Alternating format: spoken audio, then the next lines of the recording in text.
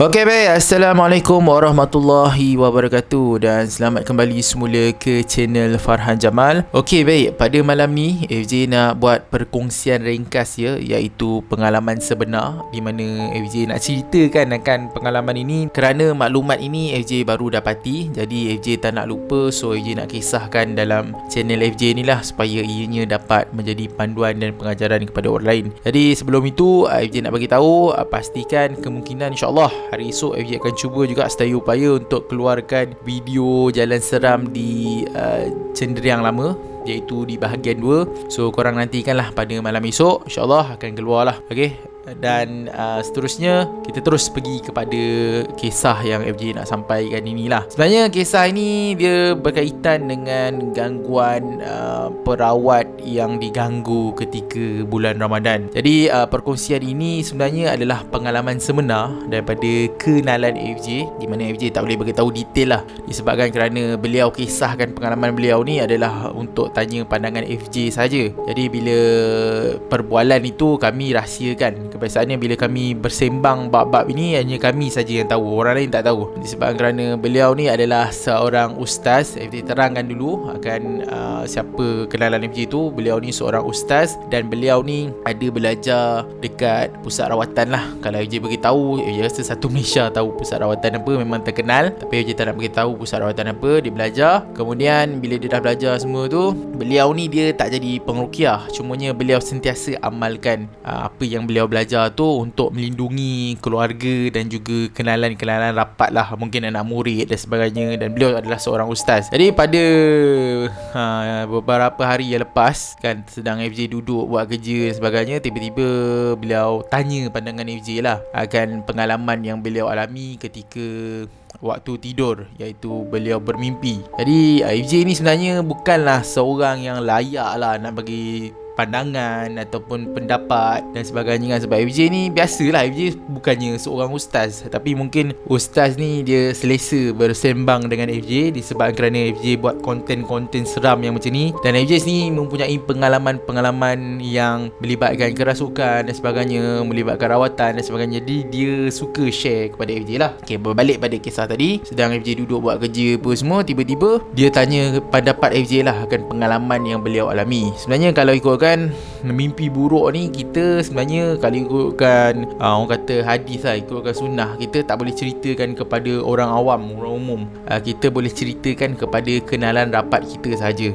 Itu kaedah lah. Jadi bila dia sharekan mimpi dia tu, so FJ sebenarnya macam FJ cakap lah, FJ tak boleh beritahu lah siapa dan sebagainya. Cumanya FJ nak ambilkan pengajaran lah. Jadi dalam mimpi tu beliau telah pun diganggu lah, kalau tak silap lah, diganggu. Dan beliau nampak akan mungkin makhluk yang mengganggu dia tu. Dia kata ada lebih kurang 3 ekor. 2 ekor ni dia kata biasa-biasa je lah. Okay, bila dia baca ayat, 2 ekor tu macam hilang macam tu. Cuma ada seekor ni yang dia bila baca tu, FJ tak tahulah situasi sebenar dia macam mana. Sebab dia kata waktu tu bila beliau berhadapan dengan yang satu lagi ni, beliau nampak rupa muka dia, bentuk dia tu macam mana lah, shape dia tu macam mana, dia nampak dalam mimpi dia tu. So bila dalam proses macam tu, dia baca ayat, kemudian tak lama lepas tu dalam keadaan yang sama, isteri dia kejut dia. So bila isteri dia kejut dia tak habis mimpi tu. Maksudnya habis macam tu lah, dia tak habis baca ayat ketika dalam mimpi tu.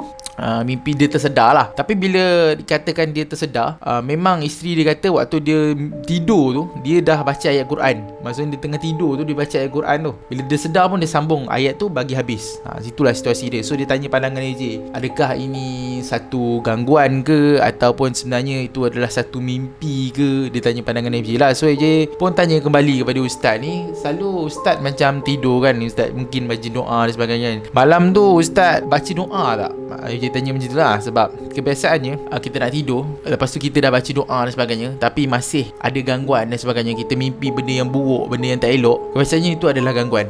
Maksudnya begitulah. Lepas tu ustaz tu pun dia ingat-ingat balik, dia pun tak berapa ingat. Mungkin dia tak baca pada malam itu. Jadi AJ pun tak boleh nak kata putus itu adalah gangguan ataupun mimpi biasa. Sebab dia kata kemungkinan dia tak baca, dia macam terlupa lah. Sebab AJ pun sendiri macam tu juga. Bukannya hari-hari tu mesti nak tidur macam tu. Kadang-kadang bila terlampau ngantuk sangat, kita terlupa nak baca doa dan sebagainya kan. Kita tidur macam tu kan. So mungkin dia terlupa. So bila katakan mungkin dia tak baca, so AJ masih anggapan lagi bahawa mungkin mimpi tu mimpi buruk lah, bukan gangguan dan sebagainya. Kita bersangka baik lagi lah. Kita tak anggap tu aspek adalah satu gangguan ke apa. Lepas tu AJ macam, lepas tu dia cerita lagi tau.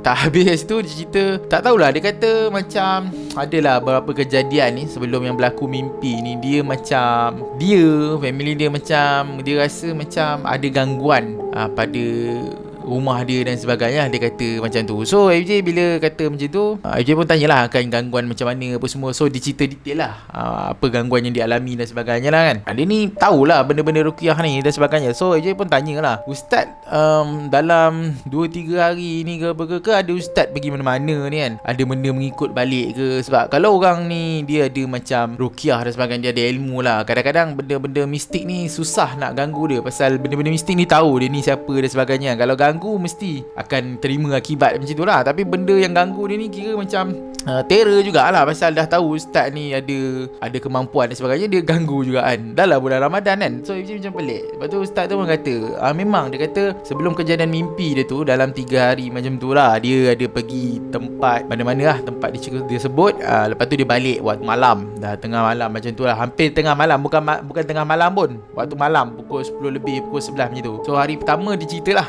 dia daripada Bukit Mertajam, lepas tu dia balik rumah. So bila FJ semak balik jalan yang dia lalui tu, FJ rasa jalan tu clear, tak ada apa-apa gangguan, tak ada apa-apa masalah. Sebab FJ kalau jalan yang berdekatan dengan tempat kerja FJ ni, InsyaAllah lah kebiasaannya FJ dah pergi. Melainkan jalan-jalan tebuk. Jalan-jalan tebuk ni maksudnya jalan-jalan yang ikut sawah padi, tali air dan sebagainya. Kemungkinan jalan-jalan tu mungkin FJ tak lalu lagi lah. Okay, lepas tu yang kedua, dia kata keesokan malamnya dia daripada Taiping, okay, balik rumah. Waktu tu dah malam. So FJ pun selalu juga daripada Taiping balik malam, kadang-kadang buat video jalan seram kan, FJ lalu Taiping dan sebagainya. So FJ rasa pun tidak ada masalah jalan tersebut. So FJ pun pelik mana gangguan itu datang lah. Okay, kemudian yang ketiga dia sebut malam ketiga dia memang ada balik rumah kampung dia lah, dekat Jalan Tebuk. Dia kata Jalan Tebuk ni maksudnya jalan macam tali air lah, ada tali air kan. Jalan tu selalu gelap, ada, tengoklah kadang-kadang ada sawah padi, kadang-kadang ada kelapa sawit macam tu lah. So dia lalu Jalan Tebuk tu waktu malam dah dia balik rumah. So FJ expect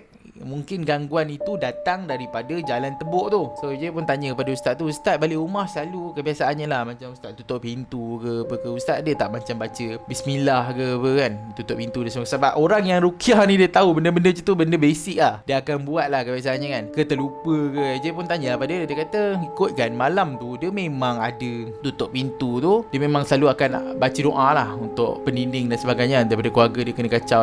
So bila dia kata macam tu, FJ pun kalau ikutkan ustaz ni sepatutnya tak boleh kena ganggu lah. Kalau ikutkan basic asas dia, memang tak boleh kena ganggu. Satu lagi, memang ustaz ni pun dia amalkan akan pendinding diri dan sebagainya lah. Macam mana dia boleh kena ganggu? So dia pelik, FJ pun pelik. Sebab dia tanya pandangan FJ kan, yang dia alami ni adakah gangguan ke apa ke? So bila FJ fikir-fikir balik, FJ pun cakap kat dia, ustaz ni kalau selalu kena ganggu ni, level ustaz kena ganggu ni, kebiasaannya orang-orang yang dia mengamalkan ruqyah, maksudnya dia pergi rawat orang. Kalau ustaz ni rawat orang, memang ustaz kalau kena gangguan macam tu, saya tak pelik. Dia cakap macam tu lah. So dia pun fikir-fikir macam ingat-ingat kan. Sebab dia kata ikutkan dia ni memang dia tak rawat orang, kecuali dia melindungi keluarga dia lah. Kalau dia pergi mana-mana, dia suka pagar kereta macam tu, pagar rumah dan sebagainya kan. Lepas tu FJ pun expectation FJ adalah, ataupun kemungkinan ustaz ni waktu nak pagar rumah ke, nak pagar kereta ke, terkena benda-benda macam ni lah. Terkena maksudnya tak sengaja. Mungkin waktu tu baca 3 kul ke apa ke, tak sengaja kena kat benda macam ni, benda ni marah, dia ikut balik ke. Itu expectation awal FJ lah. Lepas tu bila dia teringat-ingat balik, lepas tu dia kata kat FJ, baru dia teringat satu kejadian ni. Dia kata dekat rumah jiran dia ada anak orang ni menangis, dan jiran dia ni pun ada kes lah. Maksudnya jiran dia ni ada panggil perawat lah untuk datang kat rumah jiran dia tu, untuk macam buat proses rawatan dekat rumah jiran dia tu, pagar dan sebagainya lah. Tapi jiran dia ni tak tahu yang ustaz ni pun adalah seorang pengruqyah. Sebab ustaz ni memang dia tak declare kat siapa. Dia beritahu FJ ni pun personal, dia tak declare dia adalah perawat lah. Lepas tu dia panggil orang dan sebagainya lah. So jiran dia ni mungkin mungkin ada masalah gangguan mistik. Jadi pada satu hari ni, waktu tengah malam dia kata, anak jiran dia tu menangis tau. Anak kecil dia menangis. Dia dengar daripada rumah dia lah. Dia dengar jiran dia menangis apa semua. So dalam hati dia tu ada macam perasaan kesian. Kemudian dia ada baca ayat untuk melindungi lah. Maksudnya mungkin budak tu nangis disebabkan gangguan. Dia pun tak tahu. Dia kata dia pun tak tahu. Dia perukiah macam FJ jugalah kot. Dia punya level bukannya boleh tahu ke apa ke. Dia pun tak tahu. Dia kata dia kesian. Lepas tu dia niatkan bacaan itu untuk macam kalau ada gangguan ke apa ke, terhindar lah kan daripada tu. So FJ bila dengar dia cerita macam tu, so FJ expect adalah kemungkinan daripada apa yang ustaz tu buat, itu yang menyebabkan beliau mengalami gangguan lah. Dan jiran dia tu pun FJ sendiri pun tak tahulah apa gangguan yang dia alami. Adakah sihir ke apa ke kan. Maksudnya kemungkinan lah. Kemungkinan ini kemungkinan, tak semestinya betul. Orang hantar sihir dekat jiran dia tu. Lepas tu jiran dia ni mengalami gangguan, anak menangis dan sebagainya. Kemudian ustaz ni secara tak sengaja, secara tak sengaja dia bacakan ayat. Budak tu dia daripada rumah dia tau. Bukan dia pergi kat rumah kawan tu. Dia daripada rumah dia baca. Kemudian mungkin doa dia dimakbulkan. Jadi benda tu mungkin tak puas hati kepada ustaz yang telah baca ni lah,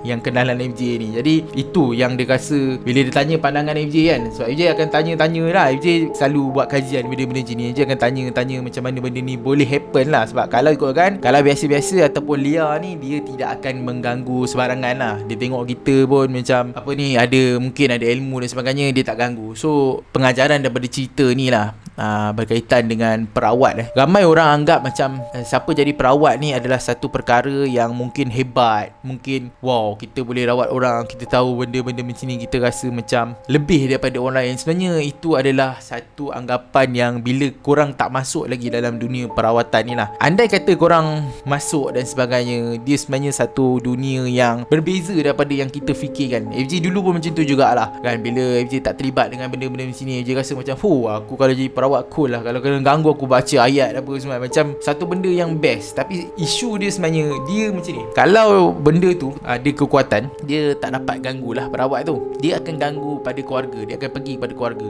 Dan ustaz yang kenalan FJ ni pun selalu cakap macam kadang-kadang dia tak kena pada dia, tapi kadang kena pada isteri dia, kena pada anak dia menangis dan sebagainya. Benda tu berlaku. Sedangkan beliau ni bukanlah seorang perawat yang merawat orang tau. Dia sentiasa pagar keluarga dia lah daripada gangguan. Itu pun masih kena lagi. Bayangkan kalau seorang perawat yang dia merawat orang, dia settlekan hal sihir dan sebagainya. So korang boleh imagine tak macam mana yang situasi akan datang yang korang akan hadapi lah. Tapi tu lah cakap, kalau siapa-siapa yang niat dia ikhlas lillahi ta'ala, dia nak buat kerja macam ni, nak jadi perawat dan sebagainya, dia fikir bukan untuk tujuan popular dan sebagainya, insyaAllah ada keberkatan dari sudut tu. Dia sanggup mampu tanggungjawab, amanah dan sebagainya. So go on, lagi bagus. Sebab bila ramai orang jadi perawat ni, lagi bagus lah orang dapatkan rawatan dan sebagainya kan. Kalau boleh perawat yang mengikut syarak lah, jangan perawat yang mungkin pelik-pelik ke apa. Kalau boleh yang tu tinggalkan. Itu anggapan FJ lah. So itu sajalah perkongsian. Sebab ni baru lagi, so FJ masih ingat lagi cerita ni. Nanti dah lama-lama takut FJ lupa kan. Itu je lah perkongsian pendek pada malam ni. So kalau korang ada pengalaman yang melibatkan gangguan ataupun melibatkan rawatan dan sebagainya, korang boleh share dekat ruangan bawah untuk kita sama-sama kongsi kepada rakan-rakan kita yang lain lah. So video ni sampai di sini saja, okay? Jangan lupa like, share dan subscribe channel ni, dan nantikan video reaksi seram yang seterusnya, okay? Assalamualaikum, selamat malam dan jumpa lagi. Bye.